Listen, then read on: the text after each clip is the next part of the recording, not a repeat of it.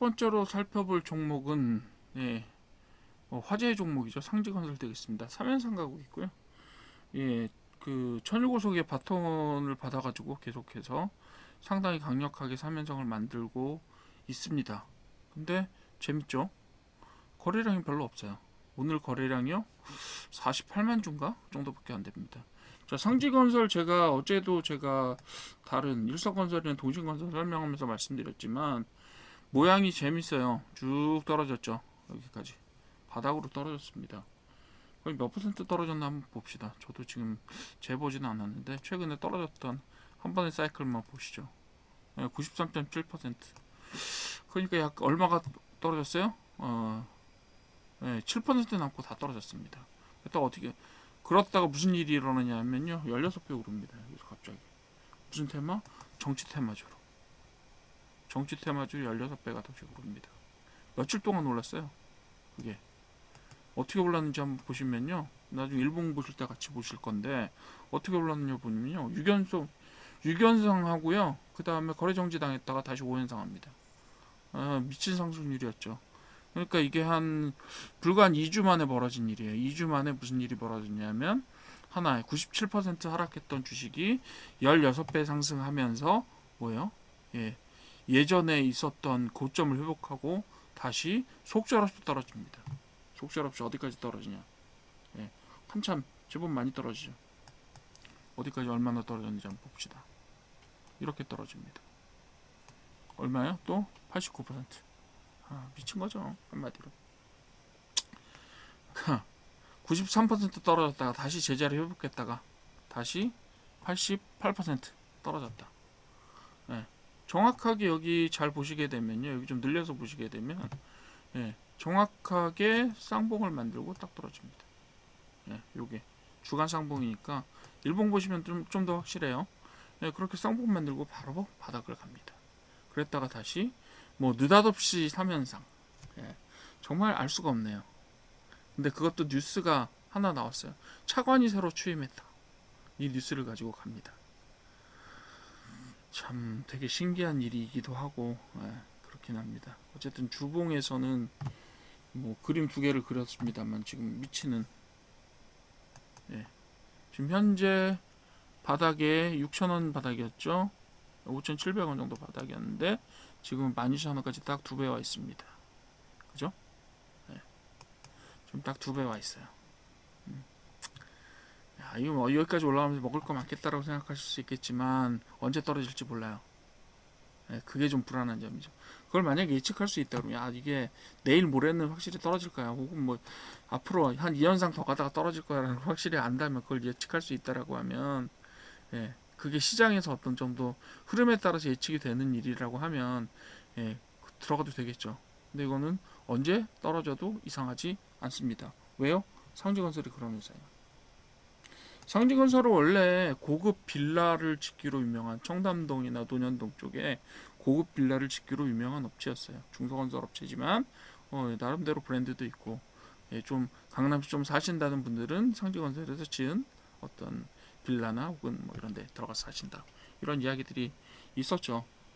그런 이야기들이 있었는데 어쨌든 간에 상지건설은 그 부침을 견디지는 못한 것 같아요.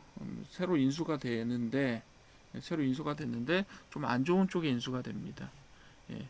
몇 가지 그 기업을 가지고 서로 상호 출자라는 방향으로 인수가 됩니다. 마치 건설업을 영위할 것처럼 인수 작업이 이루어졌지만 실제 목적은 그건 아니었던 것 같아요.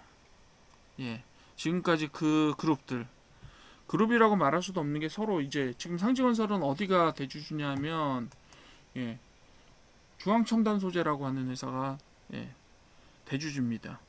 그 중앙첨단 소재와 같이 관련이 있는 업체들이 몇 개 더 있어요. 협진, 광무 이런 업체들이 더 있는데 걔네들 다 적자입니다, 하나같이.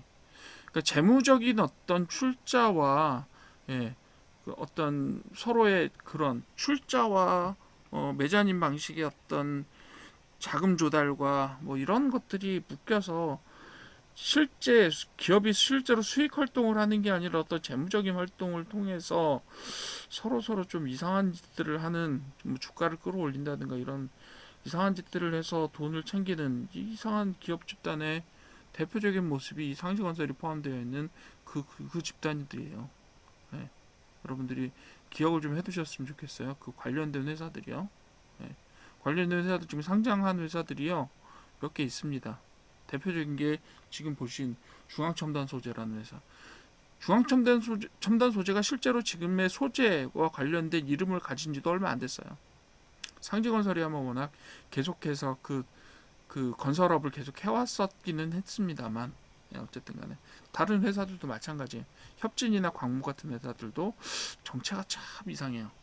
그런 회사들인데 어쨌든 계속해서 뭐 바이오 업체에 저기를 달았다가 혹은 무슨 저기가 2차전지 소재가 중요하게 되면 또 소재 업체 회사 이름을 달았다, 명패를 달았다가 뭐 이런 식으로 계속해서 정체를 알 수 없는 행동들을 하는, 예, 재무적인 조달과 어떤 어둠의 방식에 그 익숙한 분들의 일들이 지금 벌어지고 있는데, 상지건설 최근에 올랐잖아요. 12월 3일부터 상한가를 갔는데요. 굉장히 재밌는 일이 하나 있었어요. 제가 그걸 알려드리려고 하는데요. 자, 요날 무슨 일이 벌어지냐면 12월 1일 날 JP모건이라고 하는 회사가, 시큐리티즈 PLC라고 하는 회사예요.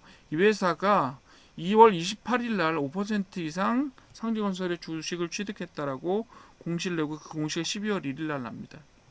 그리고 하루를 묵어서 다음 날부터 상한가를 가기 시작해요. 자, JP모건이 어떤 식으로 뭐 협의가 됐다라고 하면 그거는 범죄성이기 때문에 제가 그건 함부로 판단하거나 말할 수는 없어요. 그렇게 판단할 수는 없는 건데요. JP모건이 5% 이상의 이제 주식을 지분을 취득했다라고 공시가 난 지 이틀 만에 3연상을 간다. 그것도 차관 취임 뉴스를 타고 3연상을 가고 다른 중소 건설 업체들이 따라온다. 아, 이거 참 뭐라고 말할 수가 없네요. 지금 2배가 됐고, 이 상지건설 원래 400억짜리 회사였어요. 400억짜리 회사였고, 대부분 어제 오늘 올라간 것도 중소형 주기도 하지만 그 중에서도 시가총액이 작은 쪽에서 뭔가 작업이 이루어지고 있다, 이런 의심들이 좀 듭니다. 그래서 JP모건이 어떤 식으로든지 활용이 됐다라고 저는 봅니다. 사람들한테 뭐 지렛대로 활용하는, 제가 볼 때는 레버리지 형태로 활용한 부분이 크다라고 봐요. 아, JP모건이 상지건설을 인수했으니 자에게 떨어질 염려는 없겠다라는 안심을 투자자에게 주는 방식으로 활용되었을 가능성이 제일 높다고 봅니다. 뭐 여러 가지 가능성들이 있을 수는 있겠어요. 하지만 어쨌든 간에 이런 사실들을 미루어 짐작했을 때 이 회사는 사실상 실적으로 가는 회사가 아니에요. 왜요? 매출액이요. 정말 표변합니다.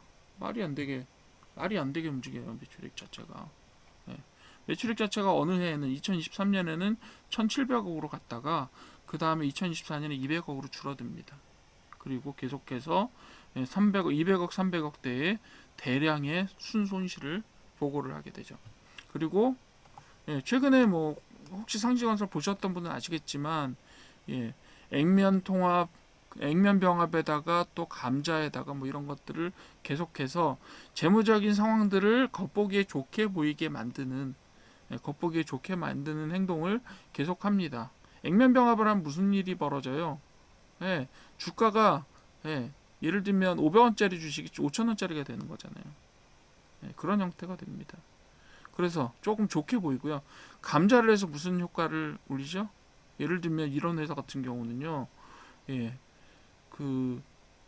저기가 있을 가능성이 높아요. 재무적으로 굉장히 안 좋은 뭐 현상들을 수치적으로 나타낼 가능성이 높아요. 그럴 때 예를 들면 자본 잠식 같은 것들도 되게 쉽게 일어날 수 있다고요. 그래서 그런 것들을 피하기 위해서 어떻게 해요? 감자하는 거죠.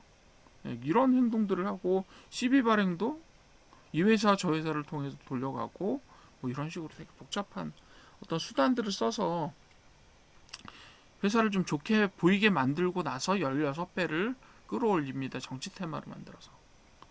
그리고 나서 다시 제자리로 돌아왔다가 JP모건이 이 회사의 5% 이상의 5.13%입니다. 정확하게. 그 지분을 가지고 있다라는 것을 레버리지로 하고 거기에 뉴스를 더해서 또 2배를 올렸잖아요. 지금. 이건 뭐 사실상 상식적으로 되는 회사의 투자 행태는 아니라고 봅니다. 예. JP 모건의 그 지분 인수 목적도 사실상은 재정적인 투자라고 보는데 그건 뭐냐 하면 결국은 주가를 올려서 팔고 나가겠다는 이야기예요.